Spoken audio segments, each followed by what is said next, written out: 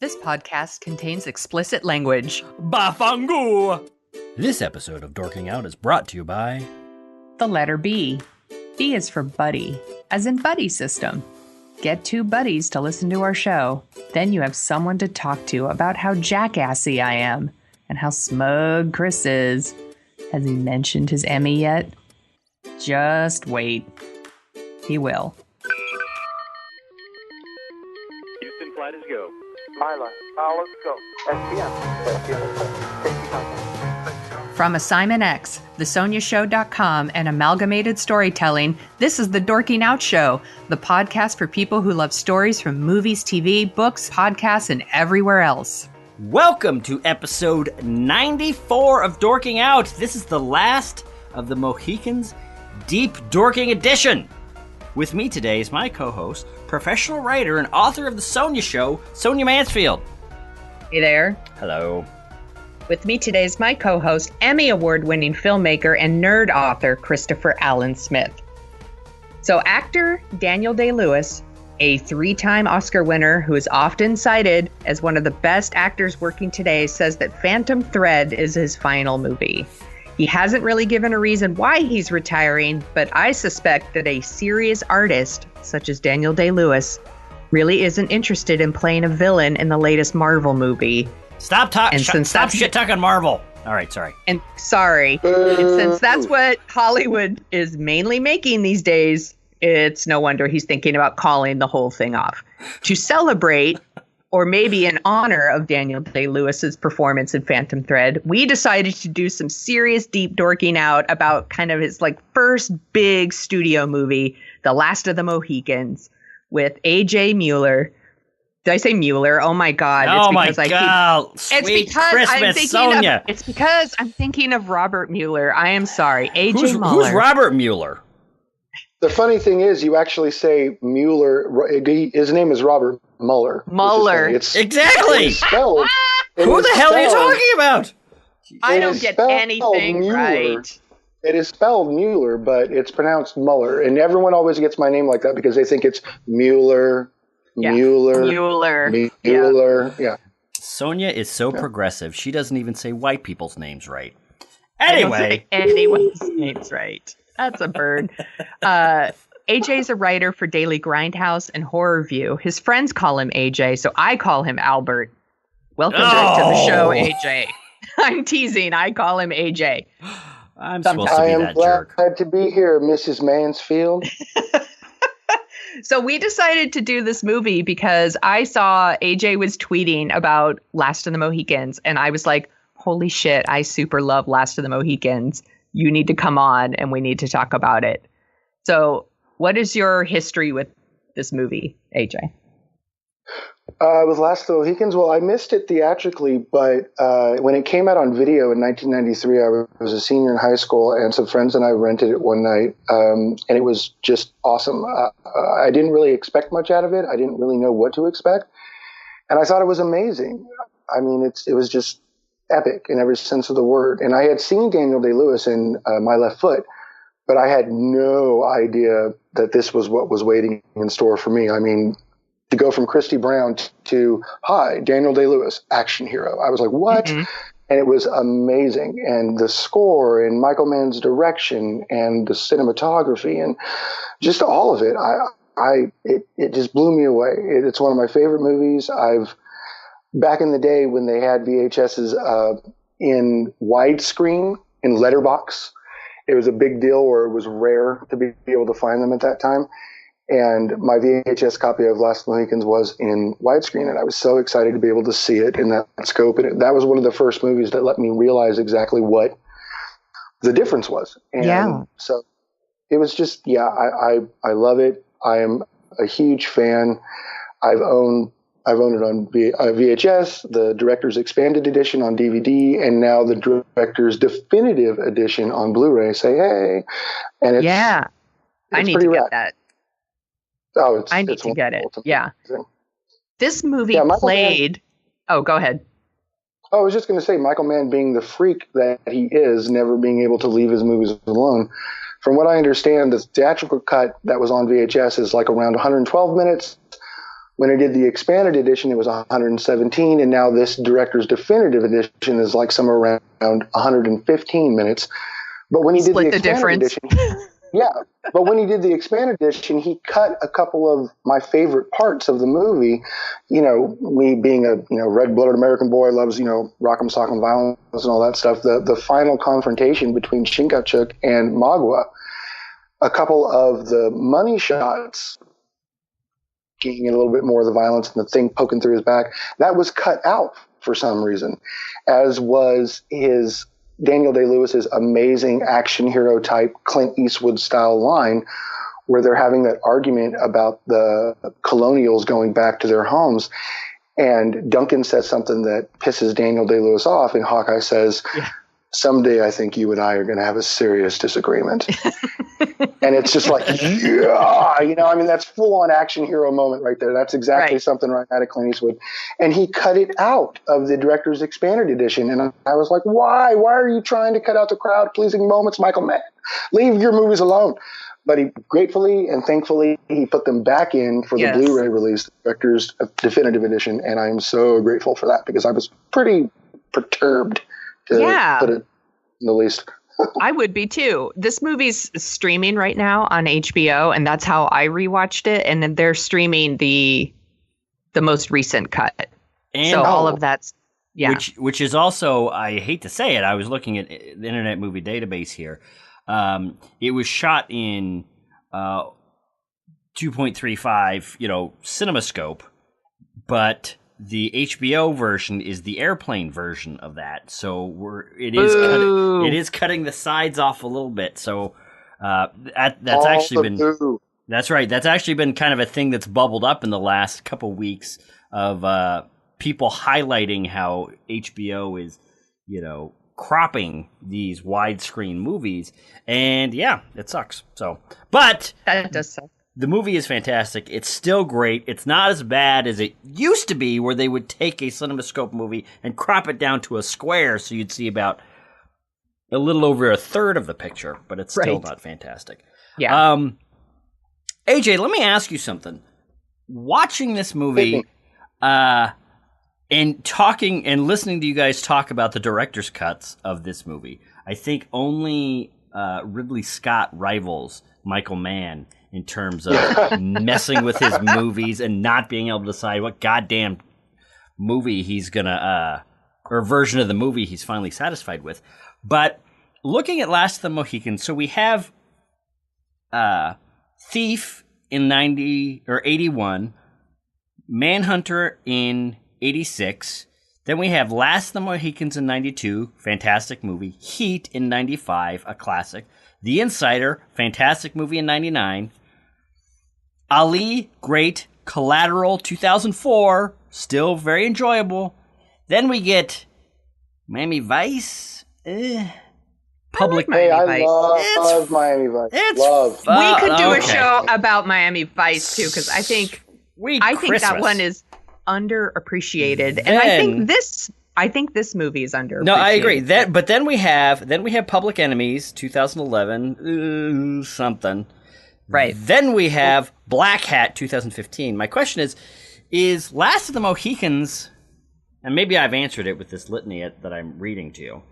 I'm feeling like Last of the Mohicans is where we're just about getting to the top of Michael Mann's talent and interest and focus, and he punches out a couple more good movies, and then he's on the downslope of his directing career. And maybe that's the reflection of his,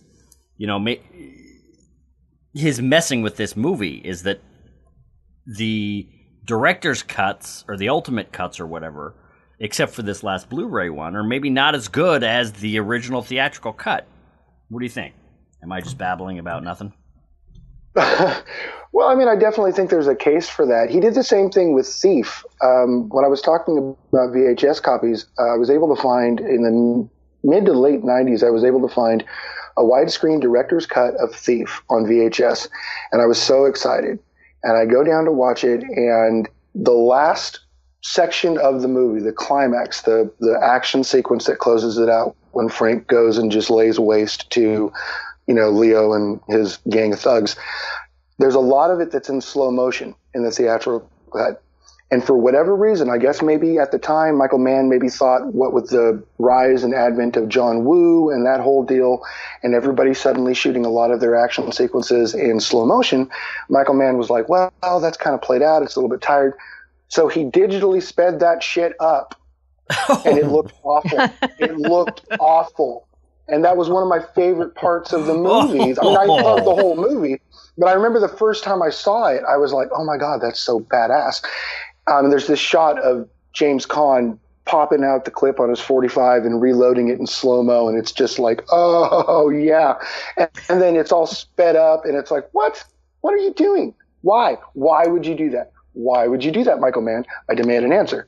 And if you are listening, Michael Mann, if anyone listening to this knows Michael Mann, I demand that you send this to him so I can get an answer and he can tell me exactly why he would ruin his movie in that fashion. But anyway, I'm sorry. I'm going to get a little bit off on a rant.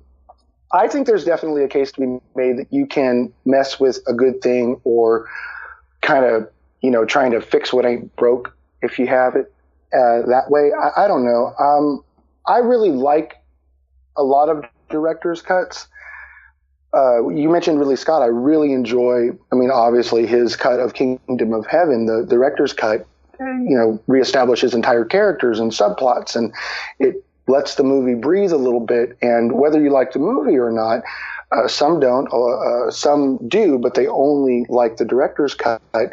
You can't deny that the director's cut is a better, richer movie in and of itself, whether or not you like the movie as a whole. As far as Michael Mann goes, I don't know. He just seems to be a tinkerer, and I guess he's done the same thing with Black Hat. And look, a lot of people don't like Black Hat. I dig Black Hat, okay? Because it's Michael Mann doing exactly what Michael Mann is really interested in, and I think that's part of what you see in Last of the Mohicans. He seems to be really drawn to men who are at the absolute very apex of what it is they do. He loves following the professional and how they do it, what it is they do, the ins and outs, all the, minutiae and all that stuff. And he's really good at that. And to a degree, he brings that to the Last of the Mohicans with Hawkeye and Chingachgook and Uncas. They're all, they're badasses of the frontier. And he's so great at cutting action. And I feel like that's something that we don't have a lot of now. Like all these movies that we see when it comes to action scenes, they're just big CGI clusterfucks. And like, I don't know where anybody is in the fight. You don't know what's happening. And I think Last of the Mohicans and some of his other movies too are so smart the way they're edited and put together. You know where everybody is at all times and what the stakes are, and you understand what's happening. And I don't think we get that much anymore. And I think Heat is obviously like the one that everybody points to. Yes. Yeah. The excellent example of that. One of the greatest action films of all time, or action sequences of all time. What is it about this movie that sticks with you guys, do you think? Because I think it struck, I really liked it. I really enjoyed it when it came out. I really enjoyed it on the rewatch. But I think it's plucked a chord with you guys a little bit deeper than it has with me. And I'm just curious, what is it that resonates so strongly with you guys? Some of it for me might be like member berries, like nostalgia for me. Because this played at my movie theater.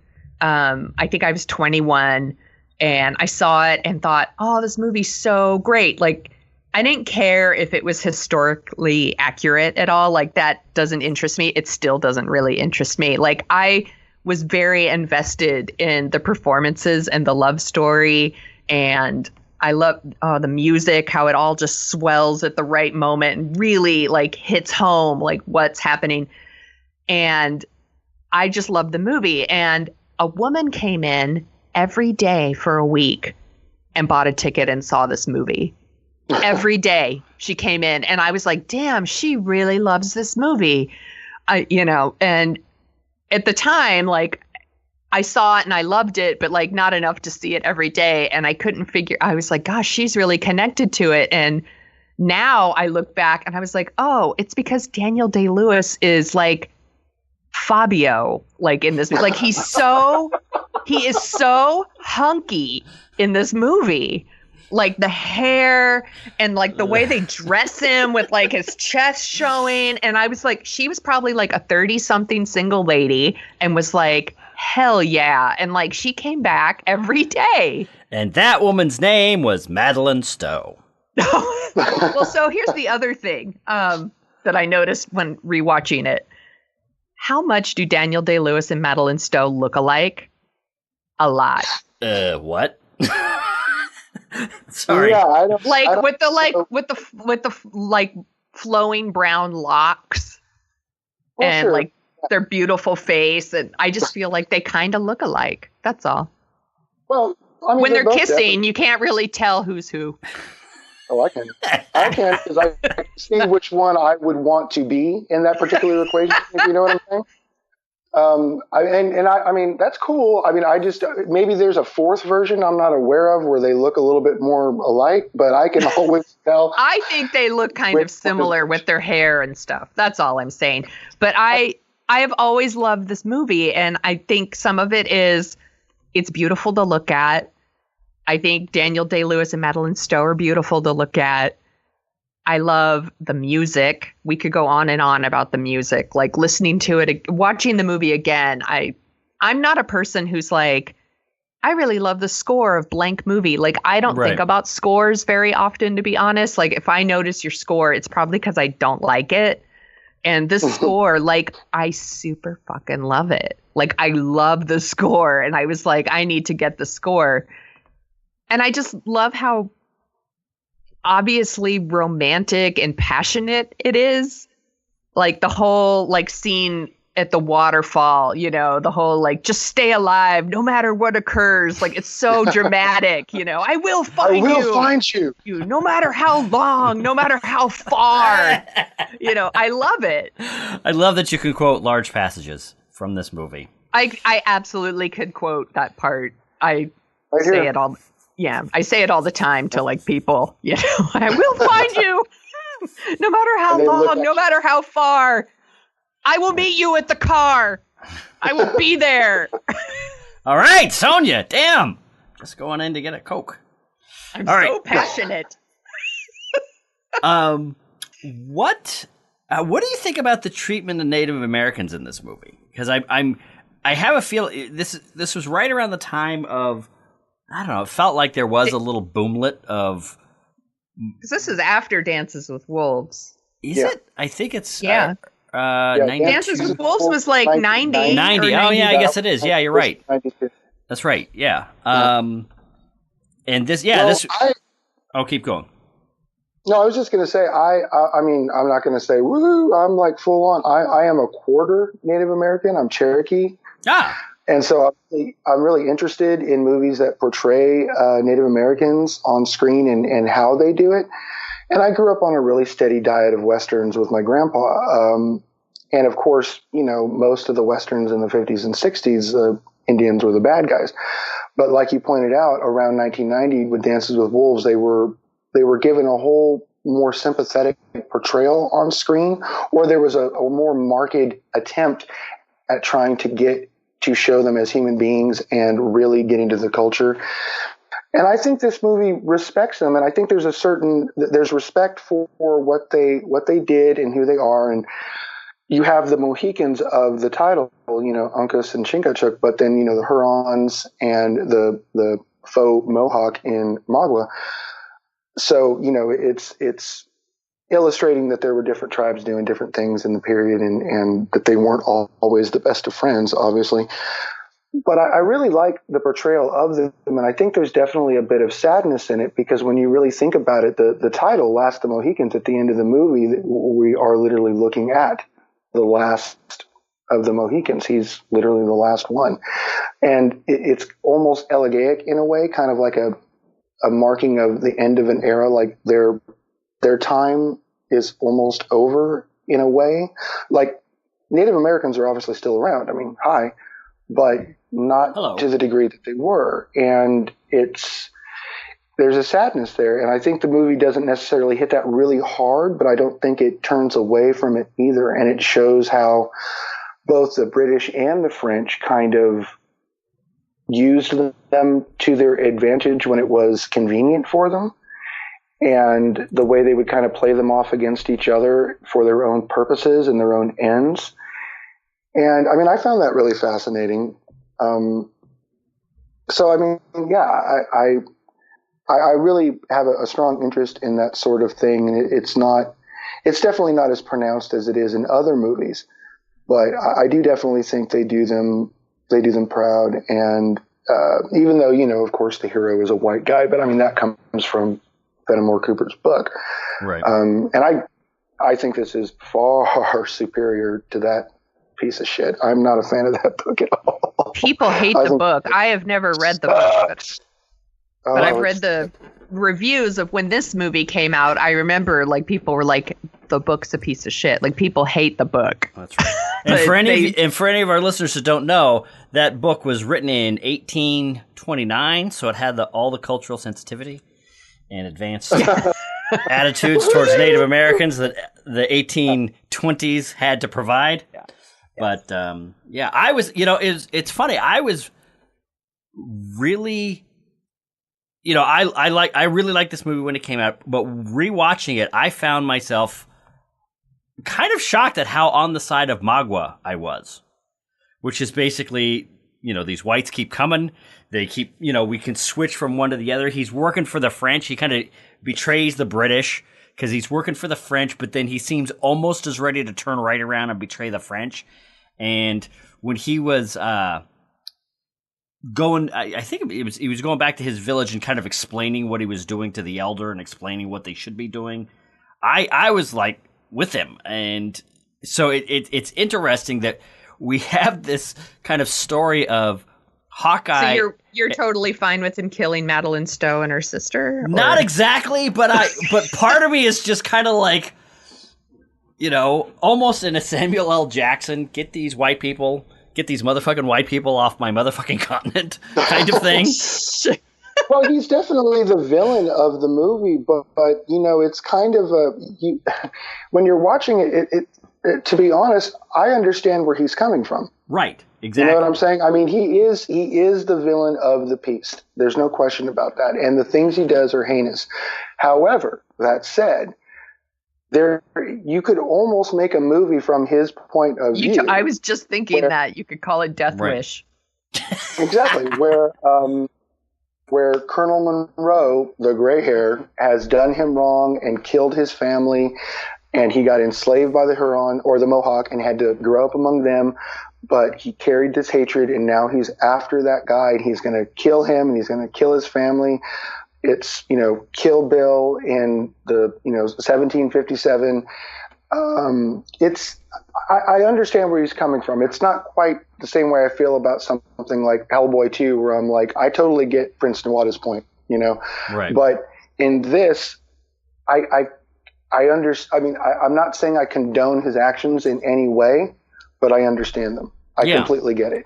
I'm saying he's right.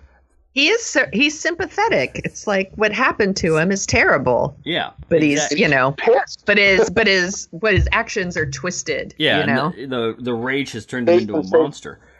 That is one thing I did want to say, that, you know, we talk a lot about diversity on this show and what that means for having different kind of diverse voices in Hollywood. And I think one of the reasons I think sometimes it sounds like I am resisting against it is because I think Hollywood has a very comfortable, safe, pedantic version of that, which is, yes, we're going to have, for example, in this movie, yes, we're going to have Indians. Yes, we're going to treat them with reverence and, you know, some respect, more respect than we did back in the 50s, but it's still the story of a white guy and this girl. I was finding myself looking at Chingachgook, looking at Uncas through the movie, and they're helping their brother, you know, their white brother, or, you know, as Chingachgook, my white son. Mm-hmm. And it just seems very strange where an entire people are getting boiled down to these two guys, and then the one guy sees his son killed in front of him. Spoiler alert. He is the last of the Mohicans, but we're paying attention to, is Hawkeye going to get laid? Is he going to save this girl? Sorry about your people. That's an important question, because is he going to get laid with Madeline Stowe? These are important distinctions, okay? They are important. And I'm just saying. I really do. And you, sir, forget the time. This was 92. No, I understand that. Peak Madeline Stowe. I understand that. I'm just saying that I would really like to see this same movie told from Chingachgook's point of view. It just seems so natural, and it seems coming back to it after all these years, it's very easy to see how Hollywood takes certain stories, pats themselves on the back for for telling stories in diverse ways, when it's really just a white guy and a white girl falling in love all over again.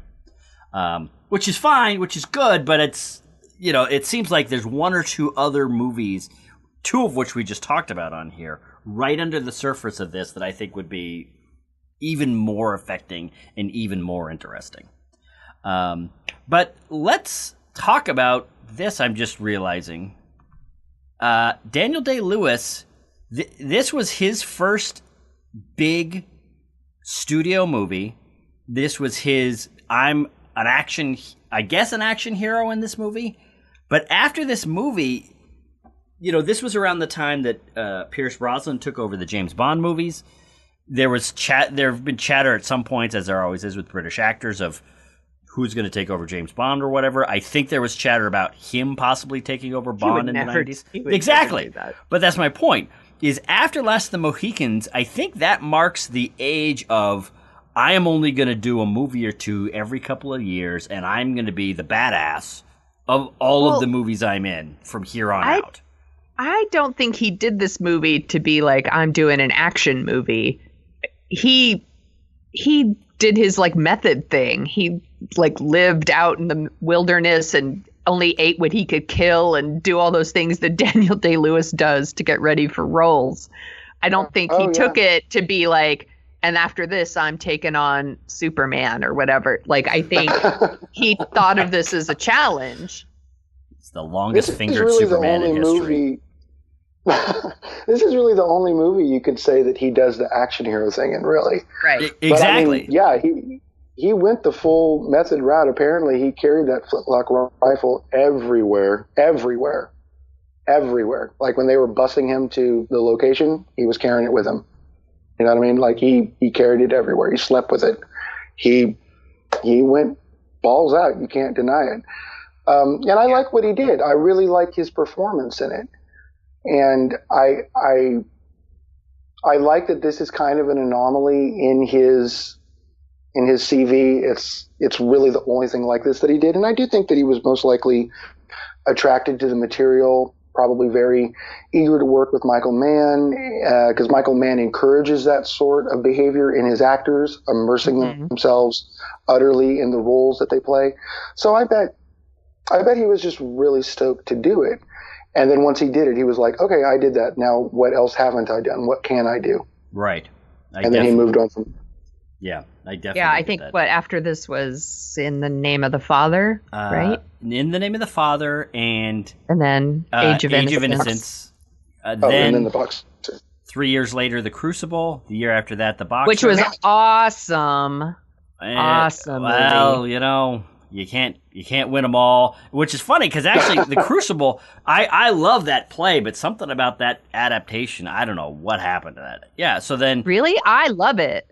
Really, I love it. I do. I wasn't joking. Okay. I think it's awesome. Well, perhaps I put Mom it through. and Dad, stop fighting. That's right. I thought you were joking. You sounded quite sarcastic. You don't like it? There's something about it. It just really never fires for me. You know what? I'll watch it again. So interesting. I'll watch it again because I love the play, but it's my understanding is that Arthur Miller, that was among the last of the things that he did, and he kind of tweaked it for this adaptation. And for me, I think he just kind of tweaked it a little too far away from Welcome to the Daniel Day-Lewis podcast, where we're going to go through. That's right, we are going to go through it. Then we got the Crucible. And we got the Boxer. Then we got the Boxer. Then we have 5 years of nothing. Then we have Gangs of New York. Holy smokes! Abby Singer. I don't know what that is. The Ballad of Jack and Rose. I don't really remember that. Remember that one. Rebecca Miller. All right. Okay. And then we have Daniel Plainview in There Will Be Blood. Mm-hmm. Lincoln, Phantom Thread, and we're out. Done. Why do you think he's retiring? I don't know because he by the time people hear this, they will have heard our review of the Phantom Thread, and he was so good in the Phantom Thread. He is so insanely good in Lincoln. He's insanely good in There Will Be Blood, Gangs New York. I'm at a loss. He might say some, he said some things that he's kind of done. He's done everything he can, done everything he wants. He seems to be playing not 1 or 2 levels above every other actor working today, but 5 or 6 levels. And maybe it's just kind of like when you're so good at something, after a while you just become bored by it. I don't know. It breaks my heart because I don't think there's an actor alive today that is so electric to watch do nothing.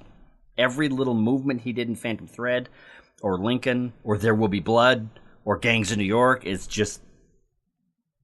He's just electric on the screen like no other actor is, and it's killing me that he's supposedly never going to work again. Well, here's a theory that someone put forth on Twitter, Lori Crosswell, and I thought this was amazing. Have you guys ever considered the fact that it's not so much that he's retiring, but that he has taken the role of a method actor who was retiring? Oh, that's not hard to believe. Maybe. Hey, possibilities, silver lining, let's hope. Yeah. Yeah. I hope that's I think he was great in Gangs of New York, which is not a great movie, I think. It has plenty of issues. Chief among them is that Cameron Diaz is wildly miscast. But you can't deny that he is phenomenal in it. He's great in the movie. But, it's going to be a shame to lose him if he decides to go. But if it's true that he's basically like been there, done that, there's not really any more challenges out there for me, I would hope to believe that there's things that he hasn't done. I, for one, would love to see him in a horror movie, just go nuts and maybe play a horror villain or something. I don't know, but he hasn't done that. Maybe he thinks it's beneath him. A lot of people, I'm not saying he does, I don't know, but, horror is the redheaded stepchild of the movie industry until something like comes along and makes Hollywood $1 billion and they're like, oh, that's right, it's pretty cool. Yeah. No, all of us know horror's always cool. You guys just like to shove us in the back room and pretend we don't exist. So, and then you rename us psychological horror or psychological thrillers. And then when we make it big. It's a horror movie. That's right. I'm still pissed about that. I will never stop talking about that. It is a horror movie. Yeah. It is not a psychological thriller. That's it's about right. a monster that takes like 5 or 6 different shapes in the movie, and it does so to eat children in the sewers. That's I'm sorry. I get very crazy about that movie. And no, it's because it's ridiculous. It is a horror movie. Get Out is a horror movie. Yes. The Big, damn it, I screwed up my own joke. I was going to say The Big Sleep. Sweet Christmas. The Sick? Not the Big Sick? Yeah, The Big Sick. It's a horror movie. No. No. Damn it. You're going to say The Big Short. The Big Short. Jesus. Oh, now you're hearing the Alzheimer's approach. You're hearing the degradation of my own brain. I'm stepping on my own jokes. I think with The Big Sick, you're talking about the Asylum direct-to-video version, which I believe is called The Large Vomit. I'm not entirely sure. Are you serious? Is that a thing? I would not put that past the Asylum. Hey, search. All right. I will not be watching the large vomit. No, neither will I. Why not? For obvious reasons! I'm going to wait for the director's cut on Blu-ray. See, smart shopper. Yeah, right? the Michael Mann director's cut, it cuts out half of the good lines and a third of the action. But all right, is there anything else that we want to say about? I'm curious to ask you guys something, if that's all right. Yeah, hit it. When it comes to The Last of the Mohicans, what are your guys' favorite scenes from the movie? Oh, I have a lot of favorites. I do love the waterfall, like all the stuff under the waterfall, because I'm a girl, and duh. I also love it. I love it when they go into the fort, and there's just this. I tweeted it out, so it's kind of, I've ruined what I'm sharing, but like, I love it when like he goes in and he like gets the gunpowder, and she's like tending to the sick and stuff, and she's like, "What are you looking at?" And he's like, "I'm looking at you, miss." And then it just holds on her for like a really long time while she kind of looks away and then looks back, and he's still looking at her. And I just think it's very romantic. That's right. It's hot is what it is. Yeah. And I love the music when the ambush happens the second time, and she's like running through the grass with her sister, and she's got the gun, and she shoots at, one of the Indians that's coming for her, and he's running to try to get her, and the music is swelling, and it just gets me every time. That second battle is pretty awesome. It is really awesome. It's brutal to watch, and the music on top of it, and you can see like that's another example of like really good editing. You know where everybody is in that scene, and there's a ton going on, and you know where everybody is, and the whole like, she's fighting with like someone, and they grab her and they're gonna slit her throat, and he comes up at like the last second, and like saves her, and then he kills the guy like 6 times. Yeah, and then the music just like swells in, and they embrace, and you're like, yeah, like, I love that part. See, I can just go on. Fist pumping, crowd pleasing moment. And I think that's really important what you guys were talking about how you were talking about geography in movies, about knowing where in action scenes where people are in relation to each other, spatial relationships and geography in action scenes. It's crucial. And I personally, a lot of people blame Paul Greengrass, but I blame Michael Bay. Now, Greengrass brought it to a smeary kind of apex, but he does it well. Yes. A lot of the people who rip that off do not. They mistake movement and a lot of quick cuts for replacing energy and electric moments and momentum. And editing should do that in and of itself with a rhythm and a good director and geography. And that's so important. My second favorite director overall is Walter Hill, the best American director of action, bar none, in my opinion. My favorite action director of all time is John Woo. And in both of those guys' movies, you can always tell where everybody is in relation to each other. If you don't know what's going on, it's because they don't want you to know what's going on. It's not because they're not talented enough to express it visually, because that's the key. It's visual storytelling, and that extends to action sequences. And a lot of action movies these days have forgotten that, and it's a shame. So that's why when someone like, and I know he gets a lot of shit, but I dig most of his movies, and I really had a great time with the remake of The Magnificent Seven. Antoine Fuqua knows how to shoot action, and he knows how to shoot it in a way where you understand what's going on. I thought the Magnificent Seven remake was fun. I had a blast with it. Yeah. I love it. And the two major action set pieces in that movie, the first action sequence when they show up in town and whip ass, and then of course the big climax, there's a lot going on. There's a lot of people in a lot of different places, and you're never confused. You know exactly what's happening. You're completely there. He brings you along. He doesn't hold your hand, but neither does he just kind of throw you at the screen and go, now figure out what's going on, God damn it. And you just you watch it, and it washes over you, and you absorb it, and it's wonderful. And that's what action sequences should be. That's what gets me excited. That's what gets me involved. That's what makes me lean forward and grit my teeth and tense my muscles. And, that's what it's all about. That's why we watch movies, these kinds of movies, especially.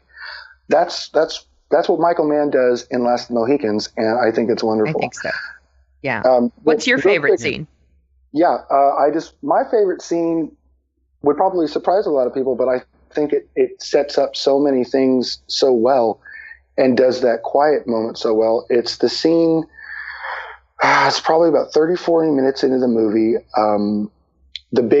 The first ambush has happened, which is chaotic and insane. And I love how Michael Mann shoots that in terms of, you see the Indians hiding in the trees, and the British who fight that old fashioned, way where they line up and they basically do everything but hold up a fucking neon sign to let the guys know when they're going to shoot at them. Yes. They count it up. All right, fire, and they just oh, okay, it's coming. So they know when to hide. And then once the guns are fired, they have to reload, and they know now we can jump down and just kill everybody. Right. Early form of what we think of as guerrilla warfare. And that's just, it seems like it's kind of goes without saying that's how you should fight. Just go fight. Don't announce your intentions to the enemy. But Hawkeye and the gang have shown up and saved them, and now they're leading them to Fort William Henry.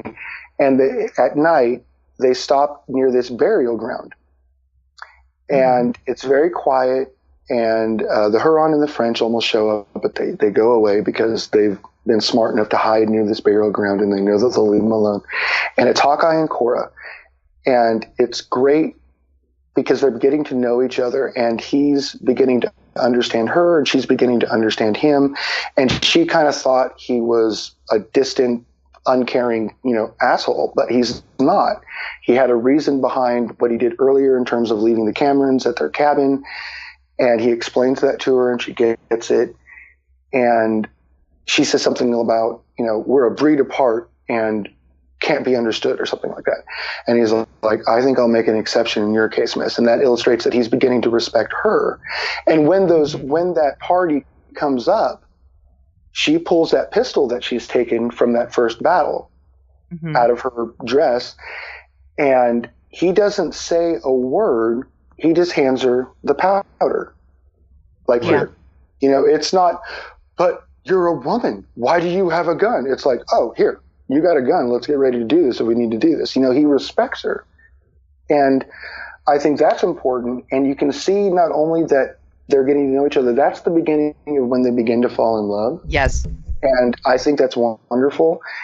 And also that illustrates her arc, which I think is the best in the movie. This dignified woman who comes from England and Boston and is now in the frontier of America. And she's just kind of amazed at this place. And she says something about, it's not what I imagined. And he says, sorry to disappoint you. She says, oh, no, sir. On the contrary, it is far more deeply stirring to my blood than I ever could have imagined in my wildest dreams, something like that.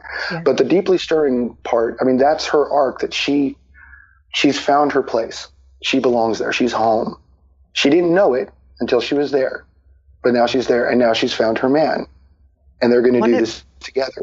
Yeah. One of the things I've always loved about the movie is I truly believe that those two characters love each other. I really believe that. And maybe I'm a total sap and, I should be embarrassed, but I have always believed that those characters truly love each other. And I believe that because of the scene that you're talking about, because they actually have a conversation, because they get to know each other. And there's a connection. It's not just, well, he's a handsome actor and she's a beautiful actress, so of course they're going to fall in love. I truly believed that they were in love. Right. Oh yeah. And I think because they're not just they're not just good actors, but they have phenomenal chemistry together too, which I think yeah, they do. Wonderful. And I love Madeline Stowe, and I don't know like what happened. Like I know that, she showed up on TV a couple of years ago, but she was in everything in the 90s and she was rad. I loved Madeline Stowe. Right. As did I. Smith, what was your favorite scene? I think my favorite scene is I like them all. I love the end, just the rhythm and the way the music builds and builds and builds with the action at the end. And but I watching it again last night, I think my favorite scene is the scene where Magua has the two women captured. He's going to his chief to explain what he's done and talk about what to do and how they're going to kill him and whatever. And Daniel Day-Lewis walks into the village and he's getting the crap beat out of him as he's walking in. And he thinks he's going to kind of talk his way out of it. But what he ends up doing is talking his girlfriend into being killed, saving her, saving the sister, and then the British guy that's there with them volunteers to be killed in her place. And then essentially he goes in and tries to do this big, huge, epic, stirring, romantic, meaningful gesture. And then he says, or he tries to get himself to be killed, and the British guy takes that. So the British guy's going to die for it. And basically everything turns to crap. And he has to kind of fight his way out, and it turns into a big melee. But he gets to live, so that worked out for him. Right, exactly. He gets to live, and I think I like.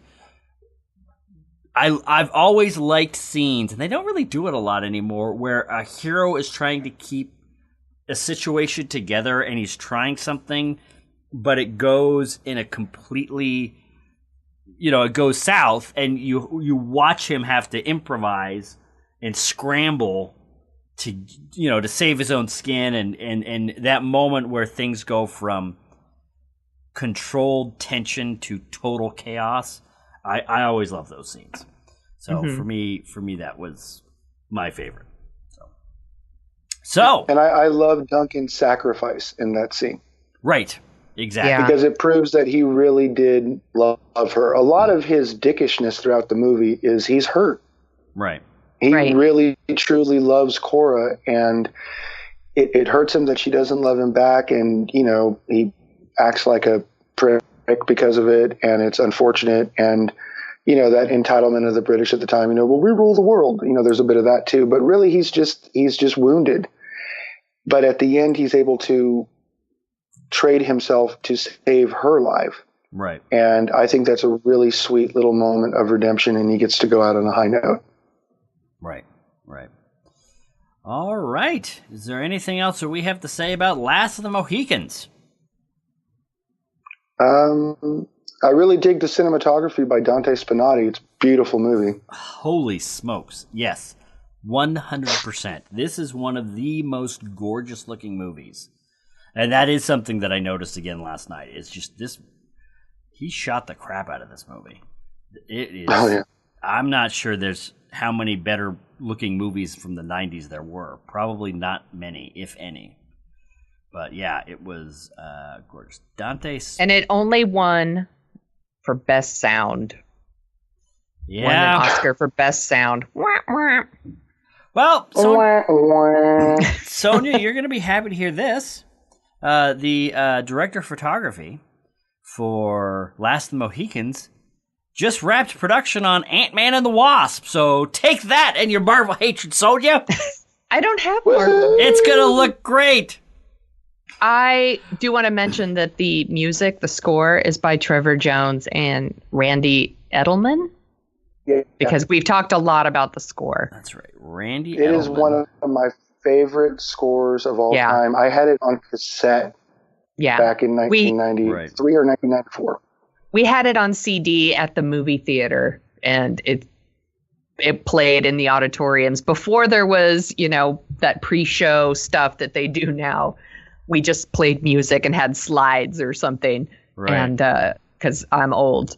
And then a man and an organ came out and do. No. And we had the soundtrack. It moved from auditorium to auditorium. It was beautiful. I loved listening to it. I never got tired of it. Right. Wow. It's a wonderful piece of work. It's amazing because from what I understand, Michael Mann originally asked Trevor Jones. Trevor Jones was going to do the score, and he asked him to do it. He asked him to do a synth score. Yeah, I read that. Which, as we know nowadays, I love Lady Hawk, and I will fight anybody over that score. Oh my God. I love that score. I also had that on cassette when I was 10 years old, and I wore that sucker out. I will tell you that right now. It is so jarring, though. It is so jarring. But it does kind of date it as a product of its time. Yeah. Which is fine. And the movie itself is so stately and works on a timeless level, and the score really does not do what a regular orchestral score would do. But if you just transposed it over to an orchestral score, the actual musical notes and everything that they're actually playing, the music is not bad. It's the method by which it is produced that people have a problem. Right. If that was switched over to strings and horns, no one would bitch about it at all. It's the fact that it's on synthesizers and rocking guitars and bass and all that everyone wants to cry about. I don't know. Anyway, I love it. So Michael Mann wanted Trevor Jones to do apparently something similar, a synth score. And then, 11th Hour was like, hold on the brakes here. Probably might not be a good idea given the subject matter. Let's go full orchestral. So Trevor Jones was racing to make orchestral score, and I guess when they were getting really close to the release, he was not quite done yet. So Michael Mann brought Randy Edelman in to do a couple cues for a few scenes. And I remember the cassette version, one side was Trevor Jones and the other side was Randy Edelman, which I thought was really which side was better? Which side was better? Honestly, I would say Trevor Jones, but Randy Edelman produced some really great music for it. I mean, he brought it. All the music in the movie is phenomenal to me. It's just stellar. I can't complain about it at all. Rousing, stirring to one's blood, to quote Miss Cora Monroe. Yeah, when I tweeted out that I was watching this and said something about the score, like everybody was like, yes, the score. That's the thing that kept coming up. Like everybody loves the score to Last of the Mohicans. It's something we can all agree on, apparently. Yes, definitely. Yeah. Although I'm looking at the at Randy Edelman's later work, and this was definitely his high point. His movie. Did he do Ghostbusters 2? Well, did I see that? Hold on. He no. And now's the part of the podcast where we just start. That's right. No, talking about Randy Edelman. Apparently. No. Here's the thing. Well, no, he did his movie after Last of the Mohicans, or maybe it was a couple months before, was The Distinguished Gentleman, which I believe is a Eddie Murphy movie. Then he did The Mask, conductor for The Mask, Dragonheart, Daylight. Okay, he was doing some stuff. Ed TV. All right, but then in 2001, Corky Romano. 2002, Triple X.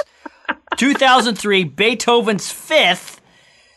2005, Miss Congeniality 2, Armed and Fabulous. And it's been downhill ever since. What are you talking about? He did 27 Dresses. He is now I'm just kidding. That's composer. A terrible. He's now the composer for television's MacGyver. So not to talk too much shit about Randy Edelman, but that is not a fantastic trajectory. I guess it isn't. So, but anyway, I'm sorry. AJ, yes. Thank you for coming on and talking about Last of the Mohicans with us. You are more than welcome. It was my pleasure. Thank you guys for having me.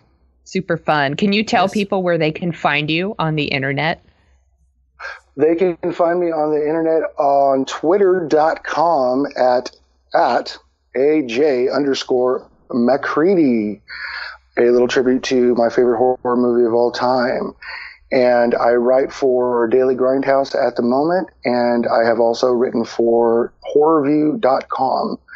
And that's basically where you can find me, just hanging out, being a pain in the ass. And everyone should follow AJ on Twitter. He's an excellent tweeter, and he's always talking about good stuff. I love reading your Twitter feed. You love reading my Twitter feed? I love reading your Twitter feed. She still does. I do. And can you please inform the listeners that I did not pay you or am otherwise remunerating you to say this? Yep. No. He did not pay me. Disney, as we've already established in previous episodes, Disney is paying both of us to say everything that we're saying.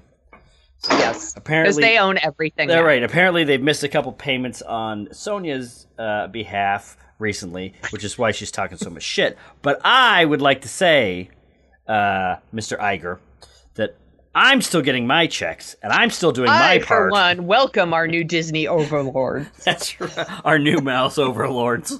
That's right. So anyway, all right. I think we've shilled enough for the rodent empire. Sonia, is there anything else that you would like to say before we say goodbye? I will find you! And goodbye. Bye!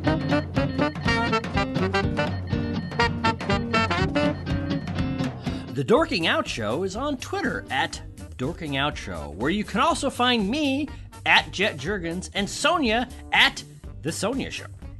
And you can read all about my random adventures at my blog, thesoniashow.com, and track the slow, creeping process of Chris's novel and his other hijinks at jetjuergens.com. Yeah, you know what? Go right over there right now and see how much is going on jetjuergens.com. Anyway, it'll be fun. It'll be like a trip back to 2016. Anyway, you can find out more about the Dorking Out Show at dorkingoutshow.com, and while you're over there, you can support us by giving us a review on Apple Podcasts. Please, for the love of God, for some reason, Apple Podcasts holds our destiny in their hands, so go over there and give us a rating, please. Sorry. We would do it for you. We have a handy link on our website. It'll whisk you right over there so you can gush your love all over us. This is disgusting. It's disgusting. Why did you write it like I think this, Sonia? you wrote I it didn't like write that. it like this. I don't write this. We would gush love all over you and your podcast. Yeah, we would do that. Anyway, point Gushing. is, I think we might be re-recording this here in a moment. Gushing. Jesus. What kind of podcast are you turning this into? One that people will listen to. Snap!